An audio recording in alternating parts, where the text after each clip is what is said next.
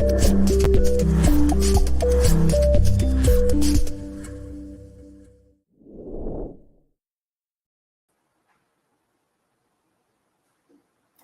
you all for joining us. My name is Erasma Veras Montecholo, and I'm your host for Powering Up with Power of Two, in which we engage with community leaders, residents, and advocates to talk about the pressing issues affecting families and children in New York City, and the steps that we can each take as individuals and as a collective to ensure the health and well-being of our communities.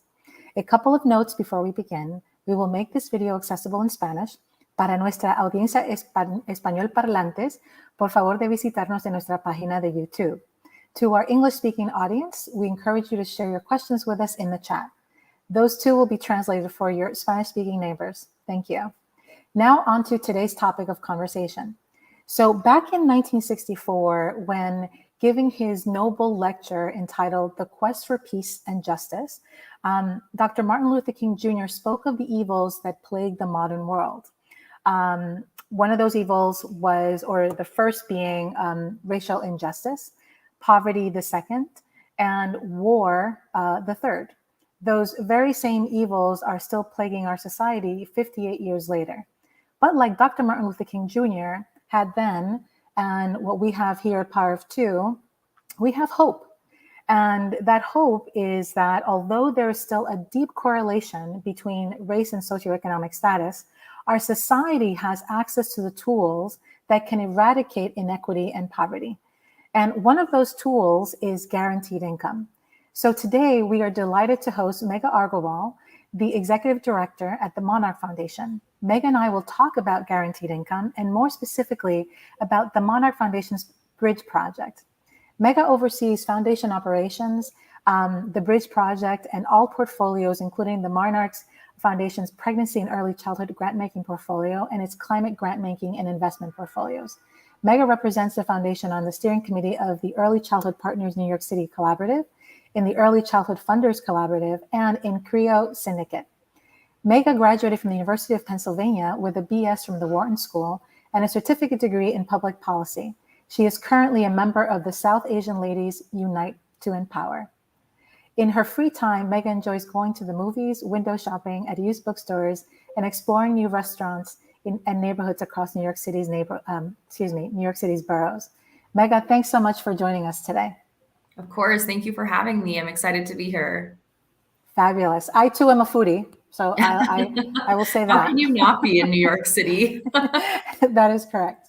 So to start us off this afternoon, Megha, I'm going to once again honor the women that came before us and their rallying cry, the personal is political.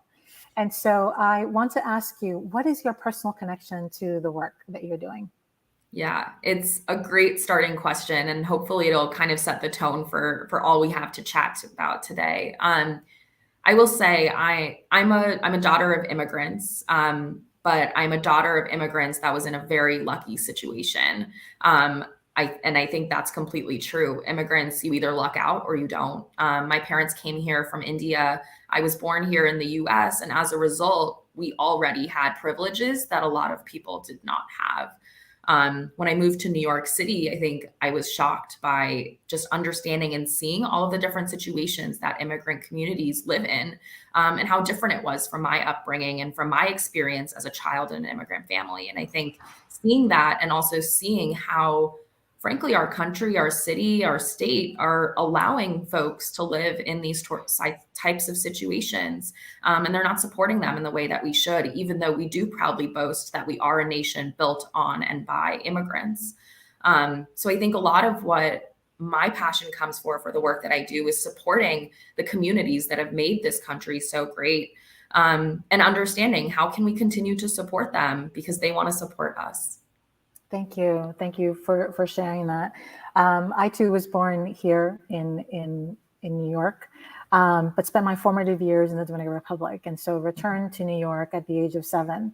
And it was a little bit of, culture shock, because the type of community that I experienced in the Dominican Republic versus the one that I was brought into New York was very different. And so, what you say resonates with me, because it's so important to help rebuild that very specific ecosystem and community of support, not only for immigrant families, but I think all of New Yorkers, in living and experiencing marginalization. Yeah, that's completely correct. Yeah. So, Megha, before we move on to my next question, I want to make sure that I disclose to our listeners that Power of Two is currently a Monarch Foundation grantee. And we are partnering with Megha and her team on the Bridge project, which we will, talk more about shortly. But before we get there, I want to, I would like to ask you to share a little bit more about the Monarch Foundation and the work that's being done there. Yeah, absolutely. So the Monarch Foundation is a private family foundation.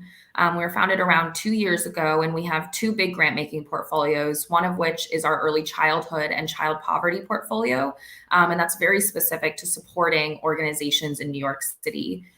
The other half of our grant making portfolio focuses on climate justice, and that's a bit broader to North America and the Arctic. I will say that the key threads that go across all of our grant making portfolios is we like to support BIPOC-led organizations and organizations that support BIPOC communities. And grassroots organizations are very near and dear to our heart. I think direct service is so extremely important, and I think lived experiences are important to elevate. So for us, it's really important to engage with the communities that we're hoping to serve, and listen, frankly. I think at the end of the day, we like to take the approach that we do not know anything about anything. And I think for us, it's about how do we learn, how do we reflect, and how do we provide support in ways that are actually helpful for the communities we're serving rather than making assumptions on their behalf. That is so wonderful, to hear. And I'm glad you have this opportunity to share it with our larger audience. Because, there's a lot of conversation about, bringing people, bringing different voices to the table. But, when I think about the work that the Monarch Foundation does, you're actually co-creating the table in partnership, with BIPOC leaders and with community. And it's a different feel, it's a different experience. That co-creation. So thank you for that. On to our specific topic around, guaranteed income and the Bridge project. Many of us have heard the term guaranteed income. However, not all of us are familiar with what it actually is or means, right? We've heard about it. We know that, Nixon at the time was even considering that. Before, Watergate. We know, of course, that, Dr. Martin Luther King Jr. also considered guaranteed income as a way of, bridging, the divide. But can you share with our listeners what guaranteed income actually really is? Yeah, of course. And you're right. It does have a very long history of supporters, but at its core, guaranteed income is a monthly payment that is completely unconditional. It's meant to supplement other forms of income, not meant to replace it. And it's generally targeted at those who are living below the poverty line or living in poverty. I think one key difference that I like to point out is a guaranteed income is not a universal basic income. It isn't something that's meant to go to everyone. What it's meant to do is actually set basically a baseline floor. It's basically saying within our society, we don't think it's okay for somebody to fall under this level, whatever that level is. And if you are falling under that level or you're being pushed under that level, we are here to support you. Guaranteed income as a concept and as a phrase, like you mentioned, has a long history from even one of our founding fathers, Thomas Paine, to exactly what you were mentioning, President Richard Nixon, MLK, even saying that it's one of the most effective ways to eradicate poverty. And it does have a lot of racial justice roots as well, because as you look at our nation, those who end up living in poverty are Black and Brown communities. So I think a lot of the times what it ends up being in practice is a support for communities of color and also for women. Thank you. And Megha, why do you think that as a nation, we haven't been able to move it forward, right? From back in the early days to the 60s, et cetera. Why haven't we been able to, as a country, really prioritize this? It's a good question. I think there's lots of aspects to it, but I think what comes down to at the core is as a nation, we have a really hard time trusting people living in poverty. And I think we take very paternalistic approaches to what it means to solve that. I think rather than empowering other people, saying the situation you're in is not a situation that you're in because it's your fault, but you know what's best. You just don't have the means to do that.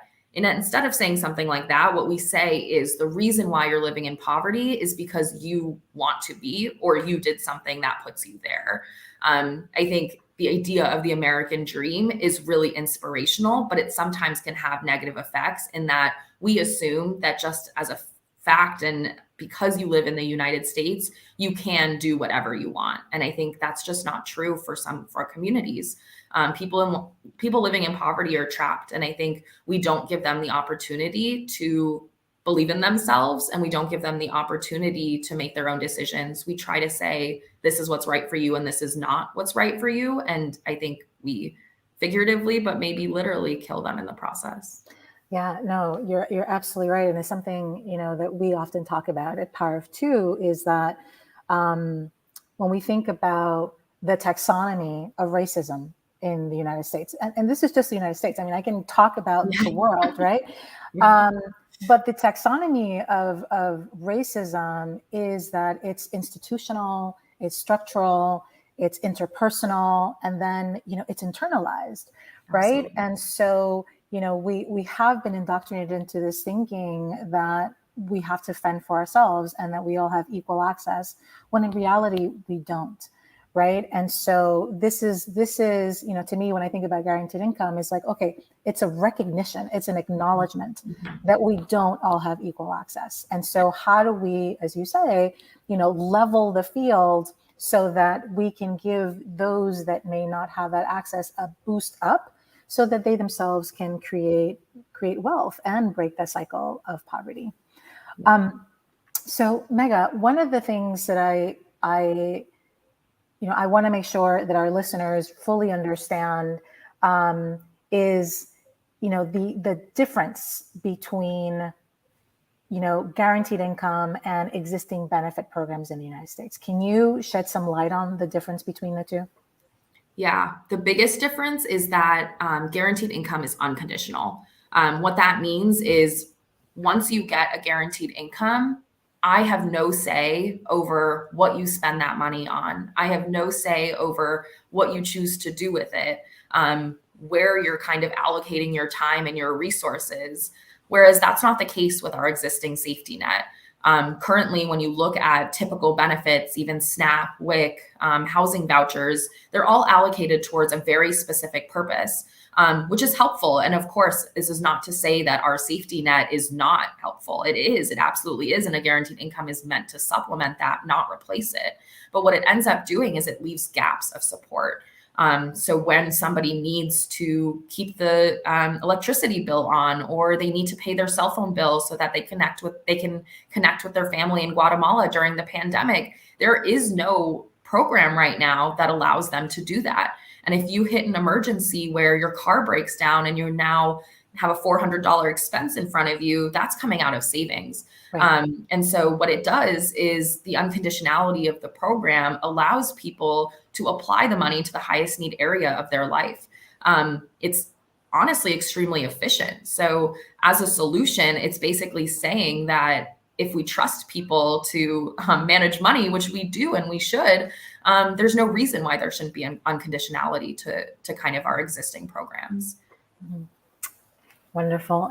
And can you give us a sense of, we know that there have been pilots, in different parts of the country, some that have been, privately funded, like this one, like the Bridge Project, and then others in which I actually believe there are a group of mayors, right, in the United States that are collaborating on, pushing forth, guaranteed income, and they're, using, data to support, why the solution is so powerful and could really have long-lasting effects. So can you tell us a little bit about kind of like the evolution of this idea for the Monarch Foundation, and then walk us into when the bridge project was actually launched? Yeah, no, it's really exciting. And I think even for the last year and a half that we've been in this space, we've seen so much movement. And you're right, from private dollars, from philanthropy, but also from public budgets. And we've seen a lot of public support. So it is exciting to kind of be on this journey and at this time. But taking us backwards to kind of how we started, out of the Monarch Foundation. So the Bridge Project was something that we've been thinking about for about 6 months prior to its launch. We launched in the summer of 2021 with our first phase. And one of the things that kind of started our thinking around direct cash transfers, unconditional cash, and guaranteed income was frankly the pandemic. What we saw in March 2020 was devastating, and particularly for the city of New York. We have very close, our principal has very close ties with a nonprofit based up in Washington Heights, El Nido de Esperanza. And what we experienced during the first few months of the pandemic was basically nonstop calls from the mothers that we serve saying, I don't know how I'm going to get food on the table tomorrow. I don't know how I'm going to pay for rent. I don't know how I'm going to be able to connect with the outside world because I don't have broadband access. And I don't have a way to pay for any of those things. And so for us, what we realized was we were, of course, in an emergency situation, but it felt like, frankly, a lot of the mothers that we were serving were always in this type of emergency situation. And what we saw with the pandemic was we saw the government be reactive. We saw them have the ability and successfully push out unconditional cash in the form of emergency checks to millions of Americans. And so what we were kind of left with was this question of, if we know people are living in this emergency state day to day, why are we not doing exactly that to support them? And so that was kind of what the Bridge Project was born out of. We got into a deep rabbit hole of the guaranteed income movement, which I'm happy to share a little bit more about after I explain the Bridge Project. But we learned quite a bit about what it could mean to actually set up something like this in New York City. And there was nothing that existed, no pilots being run in the city. So for us, it was a question of, well, if nobody else is doing this, why not us? So that was kind of what it was born out of. 6 months later, we pulled together the program and opened up applications. When we opened, the program was available to new mothers and expecting mothers, so mothers with children under the age of 1 who were living in the neighborhoods of Washington Heights, Inwood, and Central Harlem. We started with neighborhoods where we knew the communities really well, and where we were able to actually engage with mothers to inform a bit of the design of the program. So actually being reactive to the community and understanding what their needs were. The only other eligibility criteria for the program was that you had to have an annual household income of under $52,000. And for us, after launching the program, we were able to bring in 100 mothers into the Bridge Project. So right now, it's been around, I guess, 9 months of the cash transfers. And it's been really exciting, honestly, to just hear the impact that it is having on people's lives. And also, as we start to look forward to future phases, we're hoping to add in an additional 500 mothers into the program. The application's actually open next Friday. So we're really excited to see what this could mean as a solution for child poverty and for poverty in New York City. And for us, it's a question of how can we continue to expand neighborhoods? How can we continue to expand boroughs? We're excited to be expanding into the Bronx for a second phase. So it's really about how can we keep the momentum until this is something that is federal policy. And to back up and answer your question a bit about what the guaranteed income movement is today, when we had first started, we were one of the very few pilots that existed. So in the summer of 2021, I think we were probably amongst the first 10 to actually start cash disbursements in the US. The pilot out of Stockton, California was among the very first. And the pilot out of Jackson, Mississippi was one of the very first for mothers in particular. Their pilot is focused on Black mothers. And since then, you've seen a lot of pilots pop up in states across the nation, in big cities and small towns. And like you said, privately and publicly funded. What you're seeing on the public side is an attention towards what it could mean for a guaranteed income to be broadly available for all.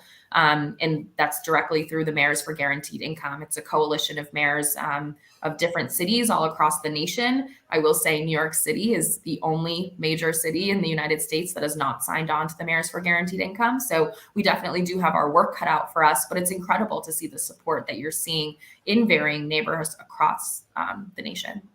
Yes, thank you. Mayor Adams or his team, if you're listening.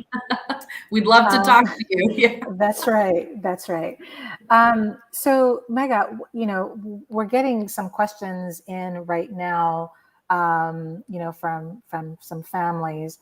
But before we get to those, I wanna make sure that we spend some time talking about how is the need assessed, and then what is the actual cash transfer amount that families received or have received through your initial pilot and will be receiving after this second phase.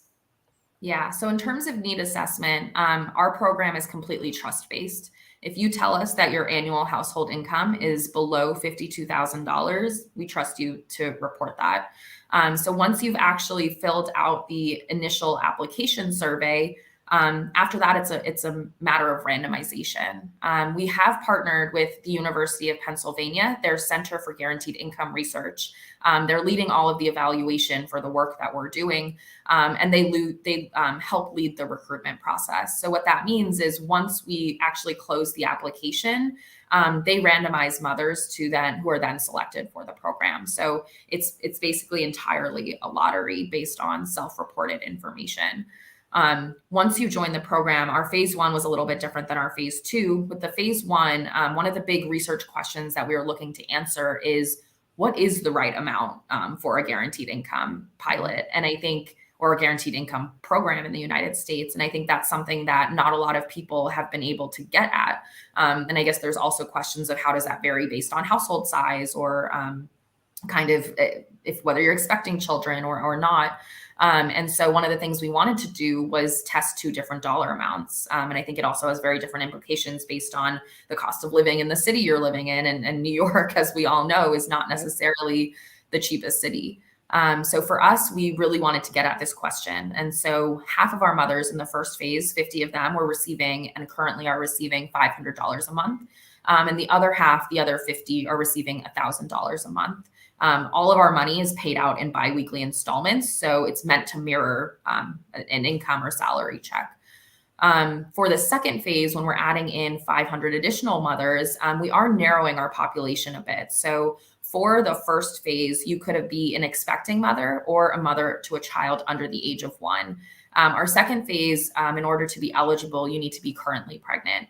And the main reasoning behind that is we want to be able to support people during the prenatal, birth, and postnatal periods. I think we see a lot of the disparate outcomes that impact Black and Brown communities, and there is a lot that we can be doing to support birth equity outcomes. And so for us, it's really important to start as early as possible and support during that period. So we are then providing $1,000 a month for the first 18 months of the program for the second phase mothers. And then we're tapering down to $500 a month for the final 18 months of the program. Both phases, though, are 3 years in length. Okay. And can you talk a little bit more about the actual research? What is it that you're looking to see as part of that? Yeah. So when I think about our research, it's two big buckets. What I will first mention is that the Center for Guaranteed Income Research is also conducting the research for additional pilots across the nation. So we're not the only one that they're doing research on, and they are the official research partner for the Mayors for Guaranteed Income. So any pilot that comes out of that coalition, the research will be done alongside the center as well. And so what that means is they're able to actually collect a broad base of data and of quantitative information for pilots with different populations and for pilots in different cities. So half of the evaluation that we do, both quantitative and qualitatively, is a standardized set of metrics that we're looking at that also are being looked at in other cities across the nation. So these are things like how does cash impact, or how does consistent unconditional cash, I should say, impact financial stability? How does it impact housing security? How does it impact physical health? How does it impact mental health? The other half of our evaluation is more specific to our population and to New York City. So, of course, we were working with new mothers. And so a lot of the second half of the evaluation is focused around parenting and motherhood. Your experiences with motherhood, your experiences with early childhood development, with kind of your birth and with your experiences prenatally and postnatally, all the way leading up to the child's third birthday. So are they actually hitting developmental milestones? And are you kind of getting a different amount of support? Or are you able to provide an additional support to your child given kind of the financial security that you get as a result of the program? Yeah, I mean, this is, I am incredibly excited for, all of the reasons that we talked about early on, right? Get the ability to lift people up. And also because, as an organization that really focuses on early childhood, right? And those really important years, we know that families experience an increased amount of difficulty and challenges and are living in extreme poverty during, the first 1,000 days, right? Yeah. And so I can see, how this potentially address some of that. So this is really, really exciting to hear. There's a question that's coming in from Beatriz, and that is, are you eligible if you don't have an income? Yes, you are eligible if you don't have an income, or if you're unemployed. Even if you're receiving unemployment benefits, you're still eligible. The other thing on eligibility, I will say, is you do not need a social security number to apply. So anyone can apply regardless of documentation status. Okay, fabulous. Let's see, I'm getting some more questions here about, I think this is from Gianna.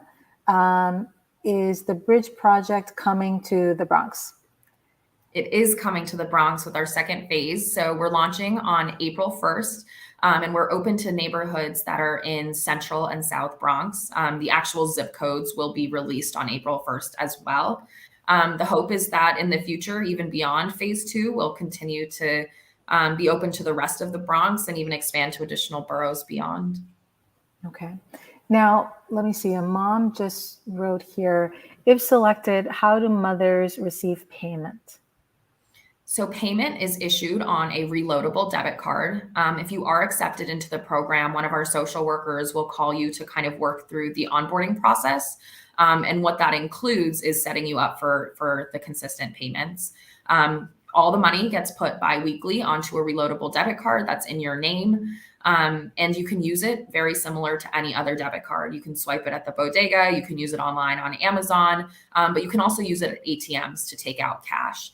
I think what we hear from a lot of the mothers that we work with is we do operate in the cash economy. And a lot of the times you pay rent in cash or you're for your childcare in cash. And so for us, it was important to make sure that the money was accessible both in a cash and a digital format. No, that's fantastic. And, obviously, one of the concerns out there is, will purchases be monitored, right? So anytime you use the card, whether it's to take out cash or to pay for something in the supermarket or elsewhere, will that be tracked? So again, our program is extremely trust-based. So for us, you should be able to spend the money on whatever it is that you want. So we do not get to see any of the individual transactions that are made on any card. What we do see, though, is on the research side, we do see a rolled up version of transactions. So across all of the 600 mothers in our program, what percentage of the funds are being used at grocery stores? What percentage of the funds are used online? What percentage is taken out in cash? So I'm able to actually add to the research base and answer a lot of the questions that people have of where is this money actually going, and prove that its efficacy is really focused on providing people with the basic necessities, which is food and which is supplies for their babies, and it's rent and it's electricity.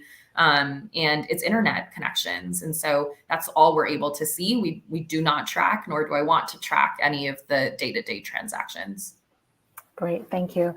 One of the things that I often hear that people use as an argument against, guaranteed income is that it will, diminish people's interest or desire to work.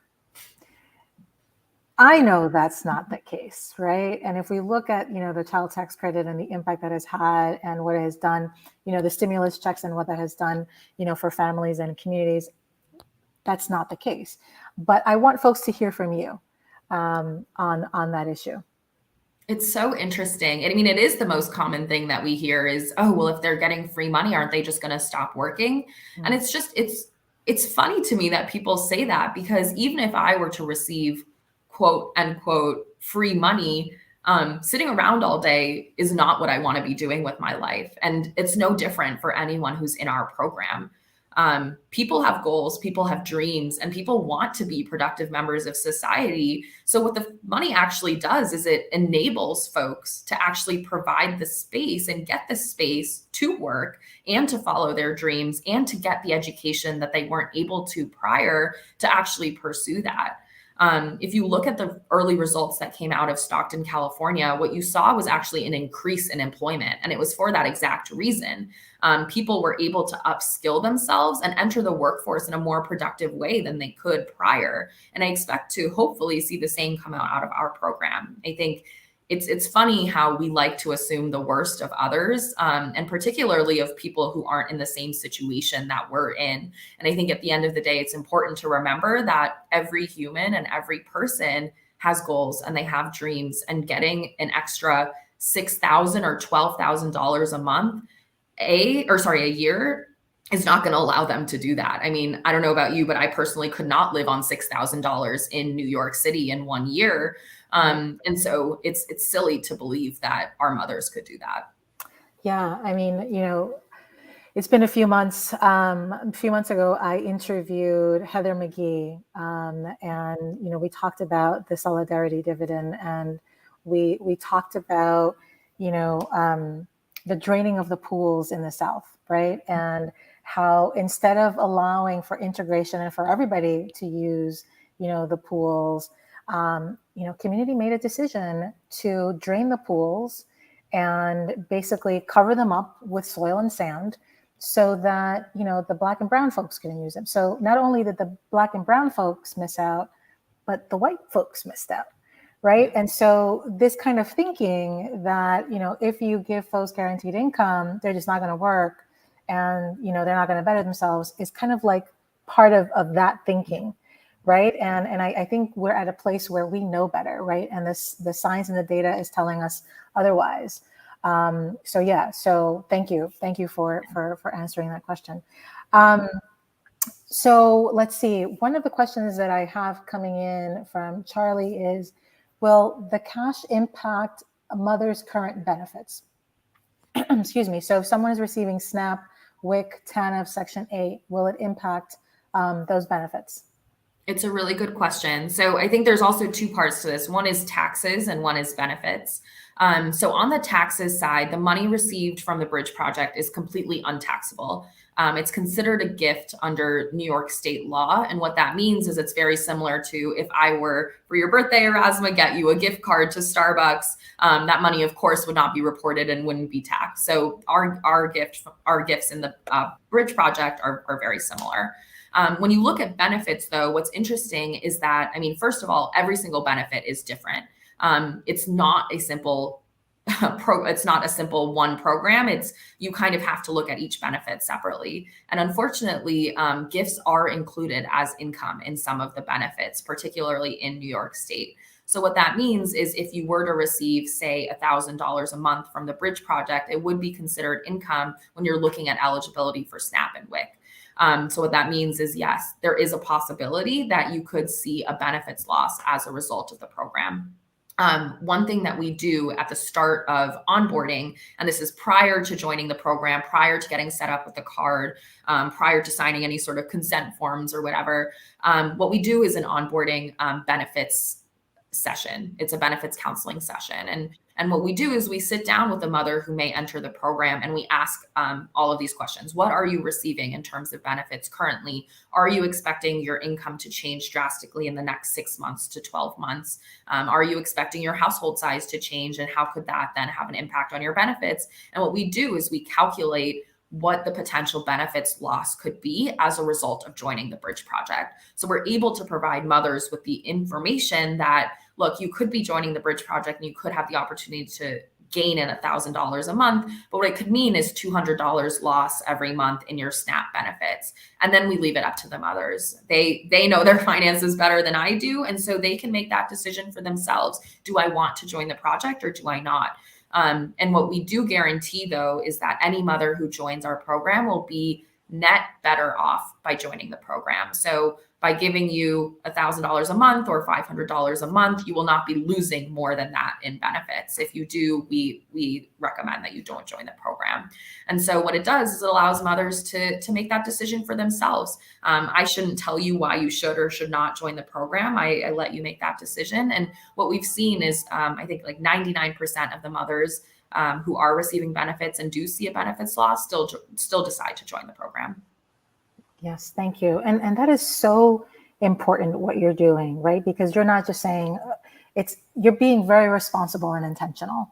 Ensuring that folks have an opportunity to fully understand, the potential positives, but the potential negatives and how that could potentially impact, their existing situation, and then giving them the space to choose for themselves. We don't often have that. So, it's a great thing that the Bridge Project is doing that. Let's see, we have some questions here. One is from Vanessa. When will the Bridge Project come to Brooklyn? That's the question that I ask every single day. We are moving quickly and we're trying to be really thoughtful about our expansion. So June 2021 was when we launched the first phase, and the hope was that we were able to launch the second phase in under a year. So we were able to do that. April 1st is when we're expanding to the Bronx, and I hope that in less than a year, we will be in Brooklyn as well. Fabulous. You heard it here, folks. So stay tuned, Vanessa. Yeah, keep me to it. Yeah. Let's see. We have a question from Andrew. Do you have bilingual staff that can provide this sort of counseling? Yes, we do. Assessment, yeah. Yep. All of our resources, all of our onboarding, and all of our support is available in English, Spanish, and French. Wonderful. Okay, let's see here.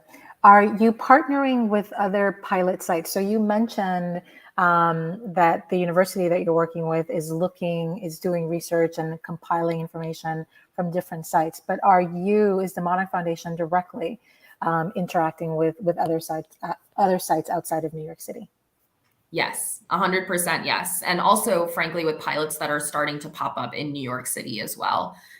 For us, it's really important to be a part of this community of practice that is occurring kind of across the nation, because at the end of the day, what we're looking for is a federal policy that supports our youngest children. And so that is not something that I can be doing alone or my team can be doing alone. It's something that we need to be doing in collaboration with others. And that's with folks of all different levels. It's folks who are funding these programs, people who are actually implementing them. It's participants in programs across the nation. It's community organizers. It's understanding that we need to mobilize and at scale. So yes, we do talk almost every week with programs and pilots that are popping up in New York City, in different regions of the United States, and particularly trying to be in close collaboration with programs that are focused on mothers and young babies. Amazing. And when you think about, right, I often get this question about, if you had a magic wand. So I'm going to, bring it closer to this particular conversation. But if you had a magic wand that you would use specifically for the Bridge Project, right, that will help you, will help you kind of like scale it. How would you envision it being scaled? Would it continue to be, the Monarch Foundation leading the way, or is your hope and vision, bigger? I would love a magic wand. I'll start with that. Wouldn't we all? But to answer your question, I think the hope is bigger. I think it'll be a failure, frankly, if the bridge project is still around in 5 or 10 years. I think the idea is, how can this be something that's available for every single New Yorker that has a small baby? And how can we have these supports readily available for every single person? And that's not something that the Monarch Foundation is going to do alone. And it's not anything that we do plan on doing alone. We are self-funded for the first phase and the second phase. But as we start to think about expansion, it's more about how can we bring in additional players, can we bring in and continue to build partnerships and support for what it is that we're doing. So we will continue to scale and we're going to continue to expand, but I think it's more about how can we bring more people into what we're doing rather than keeping it for ourselves. I definitely don't want this just for myself. So we need to make this something that's accessible to every single person. Okay, wonderful. And here's a question from Adriana. When are you notified if you have been selected for the program? So applications open on April 1st. By the end of April, you will have a sense if you'll be in our first batch.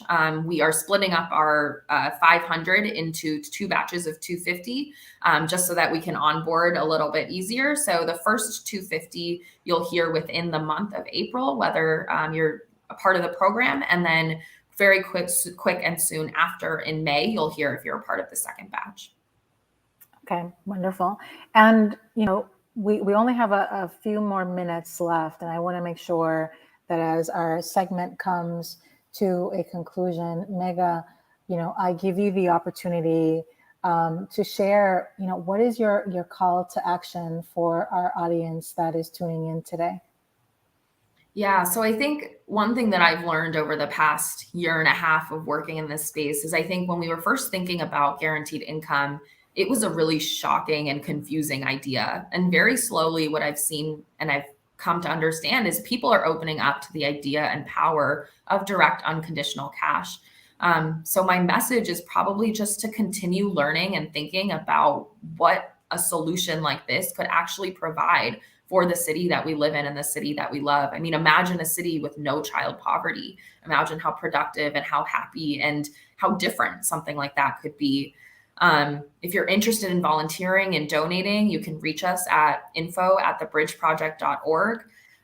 If you're looking to apply, applications will be open on the website, bridgeproject.org, on April 1st. And our inboxes, our phone lines are always open. So we're excited to just hear from people, engage in conversation, and just continue the work that we're doing. Thank you, Megha, so much, for joining us today and really sharing this exciting news about the Bridge Project. I am feeling really excited and confident and believe that, this pilot in New York City can really resonate in a very powerful way and really hopefully, bring in some of our policymakers to prioritize this in a way that really builds equity for all. Absolutely. To all of our families, that are watching and listening, below on the ticker, you have seen all of the information about how to apply directly on through the Bridge Project website. You can also give us a call, at Power of Two, and our community resource specialist Yvette Saccone is happy to direct you and support you in accessing the information. We will provide that. Also, make sure after we close, we'll have that up so everyone can have that at the end. To our policymakers that are tuning in and regularly listen to our broadcast, I want to leave you with this quote from Nelson Mandela, and that is that poverty is not an accident, like slavery and apartheid. It is actually man-made and can be removed by the actions of human beings.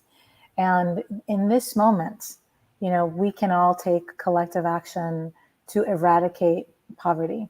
And, here you heard it here on Powering Up with Power of Two. Guaranteed income is one of many solutions that can be applied. So to everyone tuning in, stay safe and stay healthy. Megha, thank you so much. And we're very excited about partnering with you all. Likewise. Thanks so much. Sure. Take care, everyone. All right.